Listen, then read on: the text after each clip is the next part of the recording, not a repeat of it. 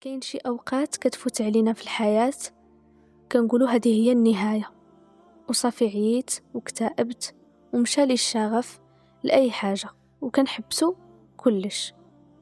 ومن بعد مده كتولي تجينا الرغبه اننا نبداو من جديد، وكنقرروا نبدلوا واخا غير حاجه صغيره في حياتنا. فاليوم غادي نهضروا على البدايه من جديد. اول حاجه فوقاش كنحتاجوا نبداو من جديد؟ كنحتاجوا نبداو من جديد ملي كتكون الحياه ثقيله، ملي كتفيقي بلا طاقه، ملي كتحسي باللي الرغبه كتضيع منك.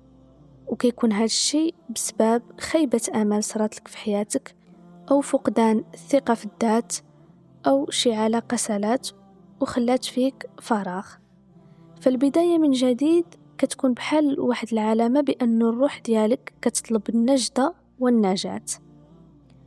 وكيجي داك النهار اللي غادي تبداي فيه من جديد، بصح كيجي كل شيء صعيب، حيت كتكوني خايفه من الفشل، من نظرة نتاع الناس، ولا خايفه ترجعي لنفس النقطه اللي بديتي منها. فهنا غادي نعطيك بعض النقط اللي ما خصكيش ديري في البدايه باش ما تبقايش خايفه. اول حاجه غادي ديري هي توكلي على الله سبحانه وتعالى، وغادي تقولي واحد الدعاء انا كنشوفه مهم، اللي هو اللهم اني استودعتك نفسي وقلبي فيسر لي الخير. هذا الدعاء قوليه بعد كل صلاة في نهارك، فوق ما تفكريه قوليه. تاني حاجة غادي ديري هي تحبسي المقارنة، نساي شي حاجة سميتها مواقع التواصل الاجتماعي، نساي شي حاجة سميتها المشاهير والمشهورات.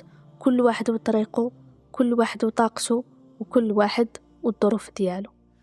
ثالث حاجة ما تزربيش بالنتائج، غير بشوية عليك، بداي غير بالحوايج الصغار وإن شاء الله من بعد كل شيء غادي يجيك ساهل.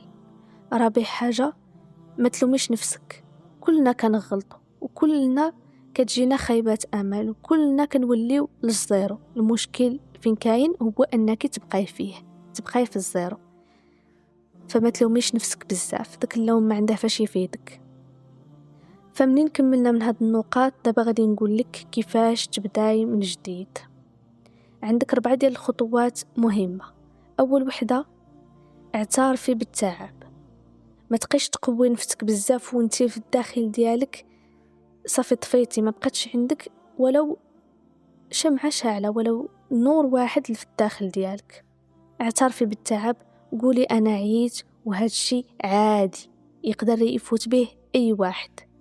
تاني حاجة بداي بخطوة صغيرة، عادة جديدة، قرار بسيط، تغيير الروتين ديالك اليومي، قاع هادو حوايج تقدري تبداي بيهم. ثالث حاجة رجعي الثقة بالنفس، ثقي بأنك قادرة تبداي حتى إلا غلطتي، ثقي في نفسك وشجعيها على البدء. رابع حاجة إلا كان في المقدور ديالك أنك تبدلي البيئة ديالك، مثلا إلا كنتي كتسكني في شي منطقة ولا شي حي، إلا كان في المقدور ديالك بدلي الأماكن، بدلي الأشخاص اللي دايرين بيك. هاد الخطوة راها كتخلق فيك واحد الفرق كبير، حيث من خلالها الأفكار ديالك راه كيتبدلوا.